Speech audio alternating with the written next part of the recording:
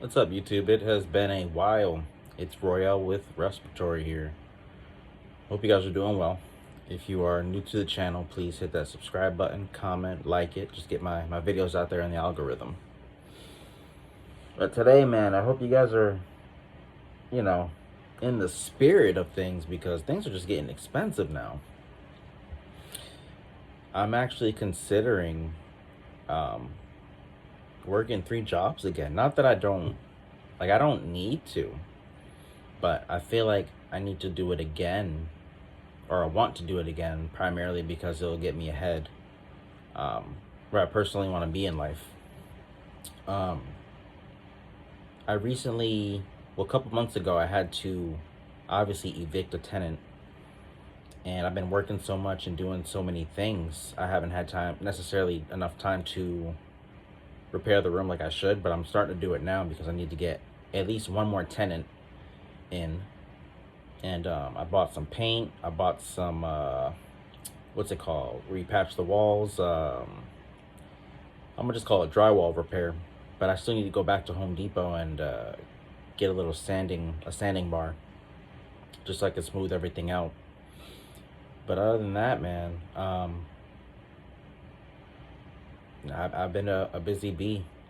I don't want to go too much into detail, but I had a family member go into the hospital, so I haven't really gotten enough sleep. And it's so important whenever you're representing your own family member that you're watching, other healthcare workers take care of your significant other, someone that you grew up with. And, prior to me being there a couple days, the family member told me they weren't necessarily getting the best care. And I believe that family member, because I've seen videos here and there where there's healthcare workers just don't do the things that they should be doing. But in conclusion, the family member's okay. It's still a road of recovery, but as long as we're not intubated and sedated and lifting heavy things, then we should be good. But again, it takes time to heal. And realistically, I don't believe they have enough money to pay that medical bill, because the family member was in the hospital since last Sunday, and today's what, Tuesday, right? Today's Tuesday. Yeah, today's Tuesday, February 24th, so we've been in there for quite some time. We've been on the ventilator for 2 days. We've been on the ventilator for 2 days. We've been on a BiPAP. We've gotten chest tubes. We've gotten unnecessary breathing treatments until I told them to quit it.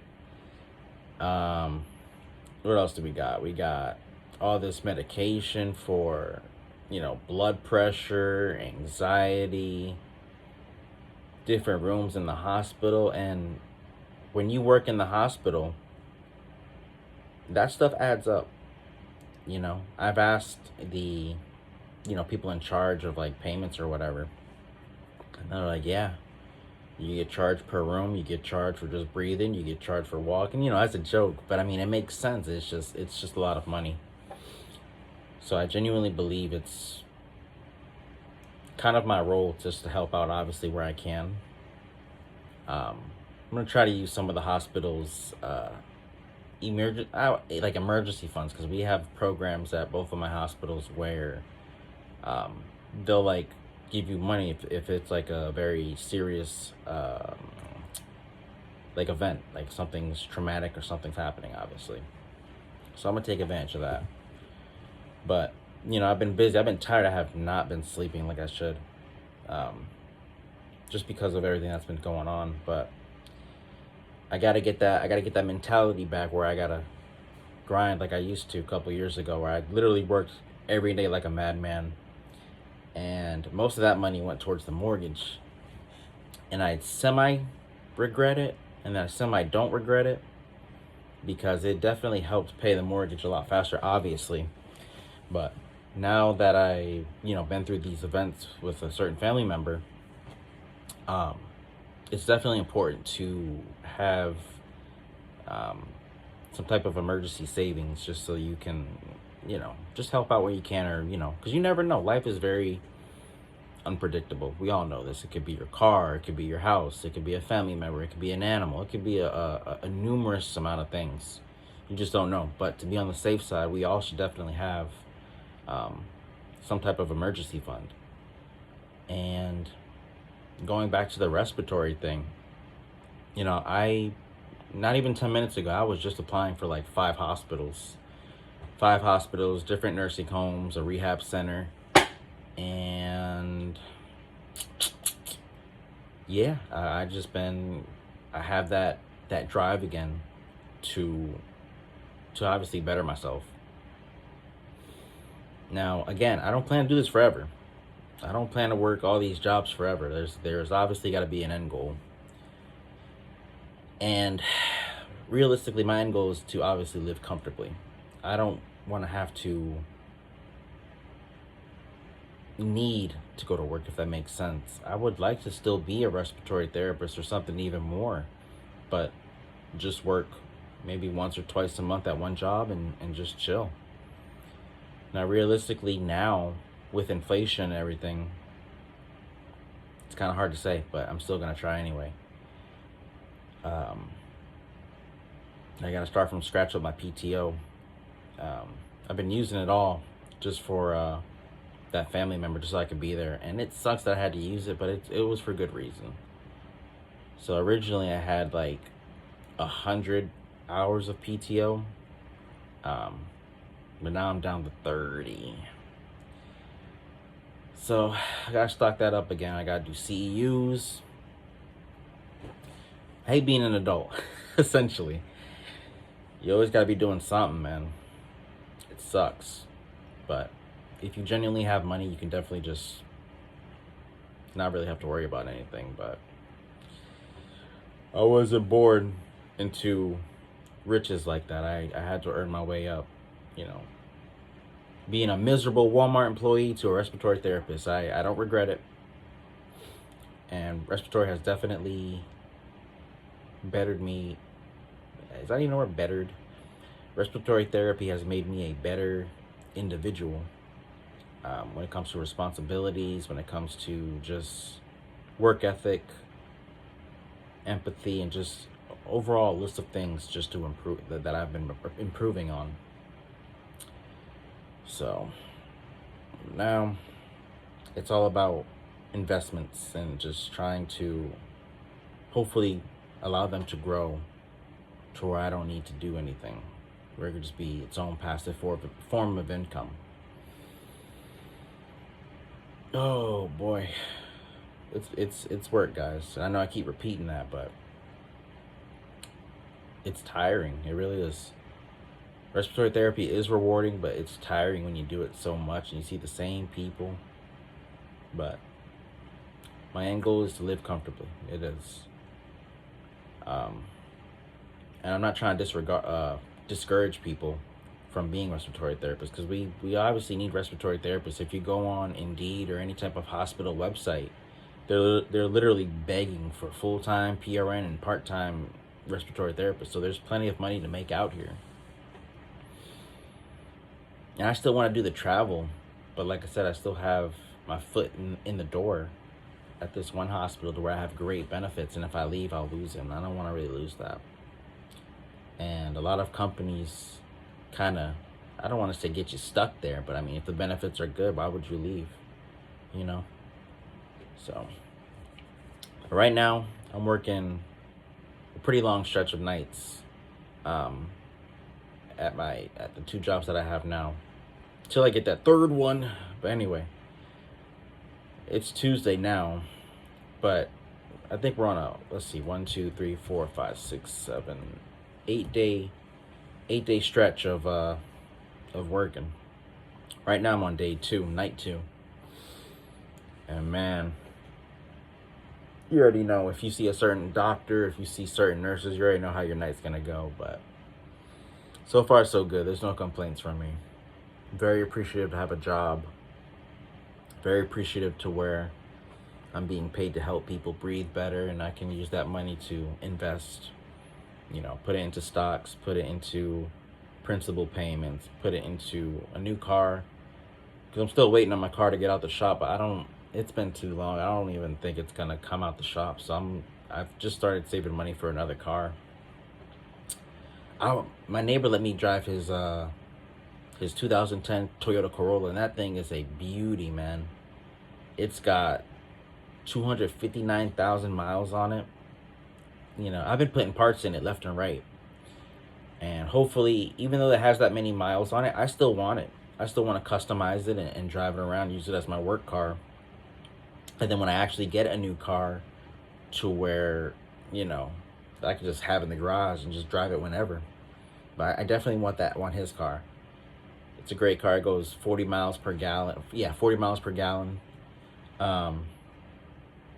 I've been doing work on it, and I don't really pay mechanics to do anything unless I just don't have the energy. But I did have someone put in the alternator for me. And I couldn't have done it myself, but I was just too tired. But I've put in the new alternator, or the mechanic put in the new alternator and the alternator belt. I've installed ignition coils, spark plugs. I'm about to buy a new starter because I was under the car and I saw it and that thing was rusty. I was like, what in the world? I need to get a new oil canister because it looks like it's leaking essentially. And there's a bunch of built up oil, like residue on it. What else did I do with that thing? I added new wheels, new brakes, new rotors. I'm about to put in a touchscreen speaker, or radio touchscreen. My neighbor essentially said I could do whatever I want to it, and he already knows that I want his vehicle. It's just I don't, my money's more. It's allocated to other things. My family members' medical stuff, medical bills, mortgage, and I still have the couple tenants in my home, and they're still pleasant. They're still, paying or whatever. But I still gotta fix that room that one tenant essentially destroyed, and I think I'm gonna have one more tenant and then be done with that. But yeah, man, that car is a beauty. Toyota Corolla 2010 LE. I remember I bought new oxygen sensors that I need to also get tire pressure sensors too, because I'll be putting air in the car and that yellow tire pressure light keeps showing on the dashboard. I'm like, I just put air in the car. These are brand new tires. So that tells me the sensors are basically going bad. So I gotta order some new ones off of eBay. But that's where I be getting most of my parts from anyway, eBay. Or I go to the junkyard and see what I can find. But like I said, that car has been a beauty. And I'd be on YouTube just looking at car videos. I'm deciding if I want to get, a Honda CR-V hybrid or a Toyota Corolla hybrid. And Toyota actually just messaged me on YouTube on my comment because I was so impressed with the 2010 that I'm driving now, my neighbor's car. And they said, we hope to see you behind the wheel of a 2026 soon, with a hands up emoji like yeah, and then a smiley face with the glasses. So it's definitely a vehicle I would like to have. But again, if I have multiple vehicles, I'm still going to drive that Toyota Corolla 2010 first. Just because it has 259,000 miles on it. So that's a good car, man. It really is. It starts up perfectly fine. The heat, because it's cold. It'd be like 30 something degrees in the morning. And the heat works, AC works. It's a little dirty in the inside, but I can clean it up. I'm going to get it detailed. I still have to repair the trunk because it doesn't open at all. I can't do nothing with it. I gotta repair the trunk. I need to change literally the whole interior of the car, which means the seats, essentially the doors. The doors feel cheap. I don't know why. Like if I put my arm on the armrest, my arm literally like caves in the armrest. I'm just like, I'm not putting that much weight on it. It literally just feels like loose cheap plastic. So I gotta do that. I do want to get some tints because I was like sitting in the parking lot waiting on some Chinese food the other day, and there was this old man just staring at me like, and I'm like, what are you looking at, dude? And I gave him the look like, what? And he just looked back and did his own thing. But it's like people definitely have a staring problem. But if I had tints, that would definitely alleviate that problem. So that's on the to-do list that I want to do to the vehicle. And then the last thing I need to do on that car, well, there's always something to do on vehicles if you want them to last, but the to-do list that I need to do on the car is the bumper, the front bumper. It has a crack, and I didn't do it. It was just like that whenever he gave it to me. It was cracked on the right, front right passenger side. Cracked, I don't know. But doing maintenance on that car was, I don't know, it was enjoyable. Like doing the oil change and doing the oil filter and just, I don't know. I have developed a interest and a hobby working on cars, believe it or not. And I wasn't always like that.